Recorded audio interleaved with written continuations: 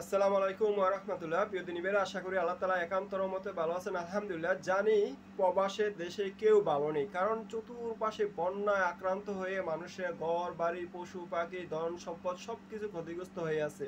আমরা যারা প্রবাসে আছি আমরাও ভালো নেই, আমাদের যারা পরিবার দেশে আছে তারাও ভালো নেই।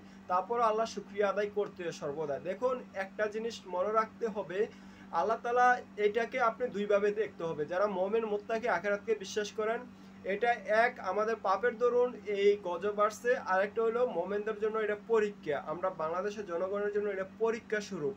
এই দুইটাই আপনি ধরে নিতে হবে। বান্দারা পরীক্ষা উত্তোলন হলে আল্লাহ তাআলা নিয়ামত, আল্লাহ তাআলা বলছেন যে দুঃখের সাথে আছে স্বস্তি, দুঃখের সাথে সুখ।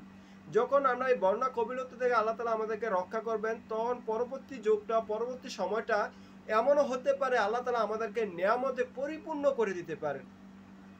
আপনারা জানেন যে আমরা কখনো কল্পনা করি নাই এই জালেম শাসক থেকে আমরা এত জলদি নিস্তার পাবো। এই জালেম শাসক থেকে এত জলদি আল্লাহ তাআলা আমাদেরকে একটা আলোর দেখা দিবে, আমাদেরকে আলোর পথে নিয়ে আসবে, একটা শান্তিময় দেশ উপহার দিবে। আমাদের ছাত্র ভাই বোনদের রক্তের বিনিময়ে একটা আমাদের একটা স্বাধীনতা এনে দিয়েছে, যেখানে আমরা ফেসবুকে বাস্তবে যেভাবে হোক আমরা কোনো কথা বলার বাক স্বাধীনতা থাকতো না, আমাদের মা বোনদের নিরাপদ থাকতো না, কারোর ব্যবসা বাণিজ্য সবকিছু কোনো কিছু জানমালের নিরাপদ থাকতো না। সেই জায়গায় আল্লাহ তাআলা আমাদেরকে বিজয় দান করেছেন। এখন আমরা আমাদের স্বাধীন শান্তিভাবে আছি। তদ্রূপ যে একটা প্রেক্ষাপট তৈরি ছিল বাংলাদেশে, এই রাজনীতি একটা প্রেক্ষাপট, জালেম শাসক পদত্যাগ করার পরে হয়তো আল্লাহ তাআলা ওইটাকে আড়াল করার জন্য একটা আমাদের একটা গজব চাপাইয়া দিছে, এটা আমাদের পরীক্ষা নিতেছে। এই পরীক্ষা উত্তোলন হওয়ার পরে আল্লাহ তাআলা হয়তো আমাদেরকে পরিপূর্ণভাবে নিয়ামতে আমাদের পরিপূর্ণ করে দিবে। ফসল ফলাদি সব কিছু পরিপূর্ণ। আপনারা দেখেন না, প্রত্যেকটি গিরায় গিরায় আনার ধরে আছে, সম্পদে পরিপূর্ণ হয়েছে। তারা 20 বৎসর আফগানিস্তান 20 বৎসর যুদ্ধ করছে। 1 বছর না, 2 বছর না, 3 বছর না, 10 বছর না, 15 বছর না, 20 বছর তারা যুদ্ধ করছে পৃথিবীর শ্রেষ্ঠ শক্তিশালী দলের সাথে। যা আফগানিস্তানে কোনো পারমাণবিক বোমা ছিল না, হেলিকপ্টার ছিল, কোনো কিছু ছিল না। সেই জায়গায় তারা 20 বছর ধৈর্য সহকারে যুদ্ধ করছে। এখন তারা বিশ্বের মাঝে একটা আইকন মডেল হয়ে উঠছে।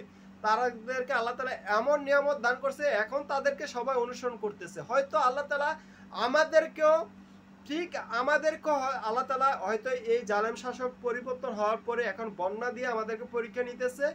আল্লাহ তাআলা হয়তো এই বন্যার পরে সময়টা আমাদেরকে এমন পরিপূর্ণতা দান করবে আমরা কল্পনার বাইরে।